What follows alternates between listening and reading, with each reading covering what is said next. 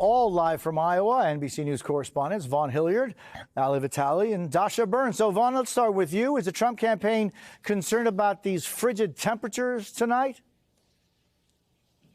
They say that they are not, because they feel that they have built a bastion of support in the state and built an organization that will effectively be able to turn out the major share of folks that they have identified as supporters here in the state of Iowa. This is an operation that 8 years ago was a little bit more scattershot in the state of Iowa. They collected a bunch of cards, a bunch of names of folks who said that they supported Donald Trump. But when it came to actually activating them in the last 2 weeks to get them out, that's where they fell short. This time, it's been different. They have invested a great deal into identifying and making sure that those very people get out to the caucus tonight. One of those ways in which they're doing it is by offering rides to folks that feel that they cannot make it otherwise. They have 1,800 precinct captains around the state that they've identified as targeting to get 10 new caucus goers out, folks that didn't partake in the process 8 years ago. If they're able to turn out those sorts of numbers, they are expected to have a big night tonight. I want to let you listen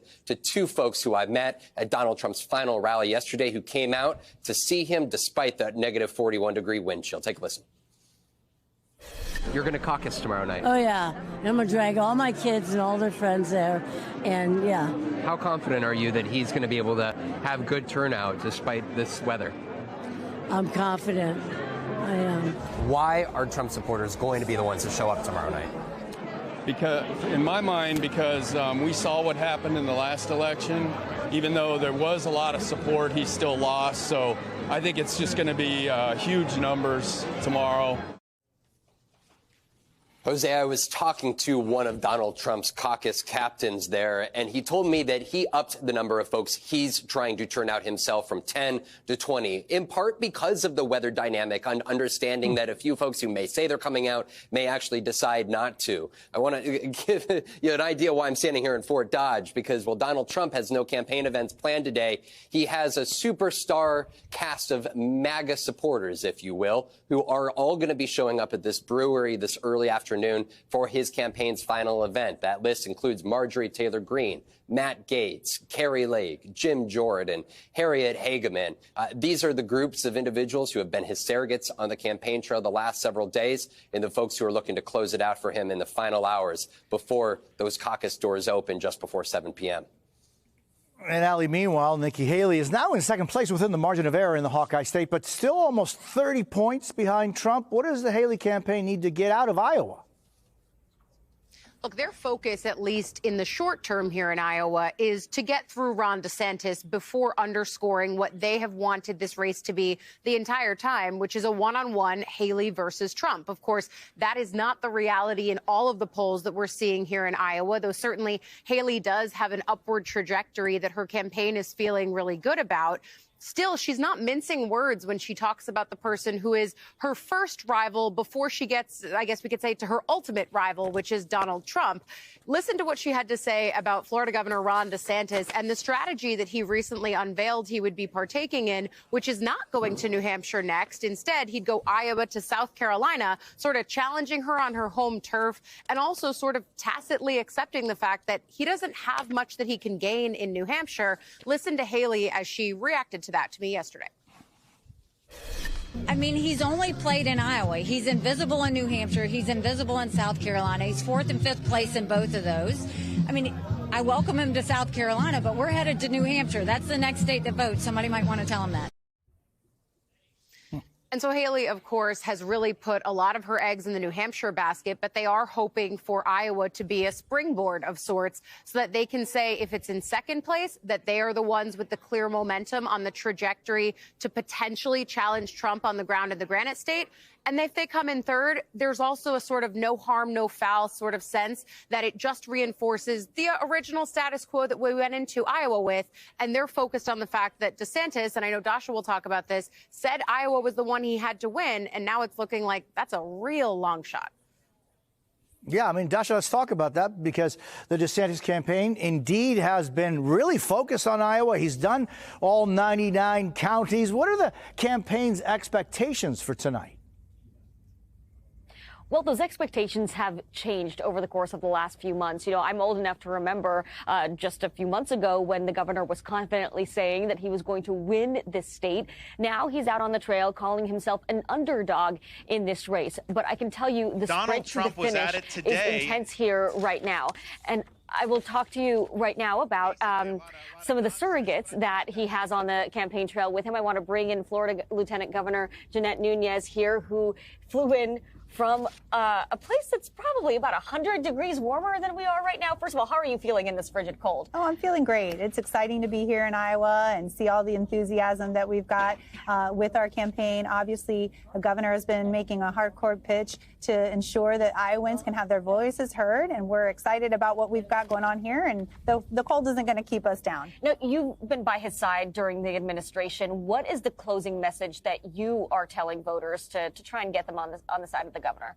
From the perspective of somebody that, like as you said, has stood alongside him throughout the difficult times, has seen his resolve, has seen his courage, the convictions that he has, and how he's been able to deliver for Floridians. And what I'd like to say to Iowans is that Florida and Iowa, although the temperature may be different, there's a lot that unites us in terms of what we expect from our leaders. And what you'll get out of Governor DeSantis is a leader that will not only campaign, but he will deliver on 100% of his promises. He's someone that understands the sacrifices it takes to wear the uniform.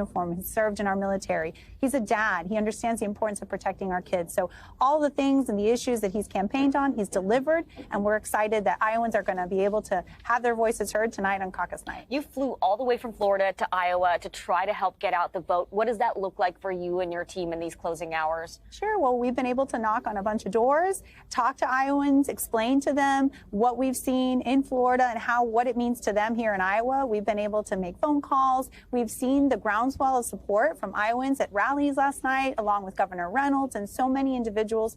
And it's not just the governor, who is tremendously popular, has done a great job here in Iowa, but so many legislators, faith leaders, individuals that believe in Governor DeSantis. And we fully expect that Iowans will brace the cold. They will make sure that they head out, and no matter what the situation is, they are comfortable with snow. I know it's a little bit colder than usual, but I don't think that they're going to stay home. I think they're going to come out, because we've seen the Iowans that are committed to Governor DeSantis are firmly committed to seeing it through. But when you see those numbers, though, he's in third place right now, according to our latest NBC News Des Moines Register poll. Does that worry you? Not at all, because we've been underdogs in 2018 when we were running. Every single poll had us down. Not one of them projected us as the winners in that gubernatorial race. In fact, one poll had us down 14 points. So I think that we are firmly comfortable being underestimated. The governor has been investing resources, so much time he spent here, all 99 counties. So we fully expect he'll do really well tonight. Lieutenant Governor, thank you so much. Jose, there you have it. Folks like the Lieutenant Governor, Kim Reynolds, Bob Vander Plaats, other surrogates and folks who have endorsed the governor out on the trail today trying to make that final pitch. Yeah, and, you know, one of the people that did not support the governor of Florida, the senator from the state of Florida, as a matter of fact, Marco Rubio, who came in third in the Iowa caucuses last time, is now endorsing the former president. And Vaughn, what kind of message do you think that is having?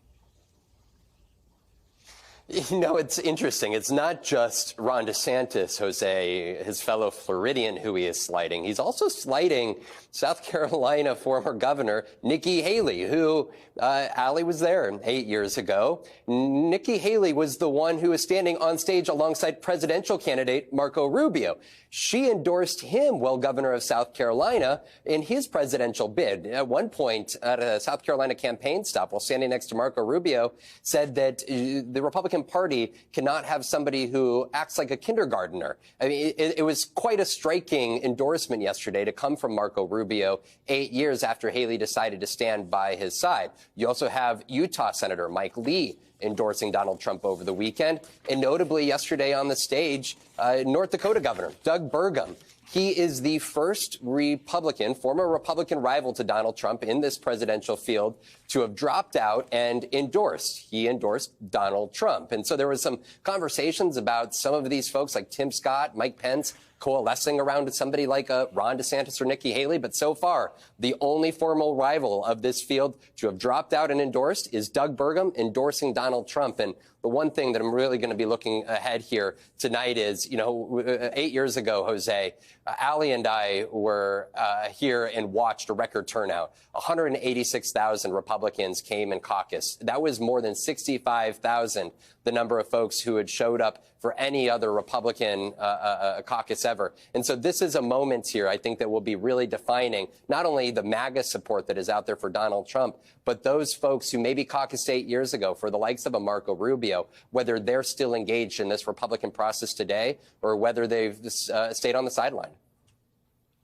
Vaughn Hilliard, Ali Vitale, and Dasha Burns, thank you so very much.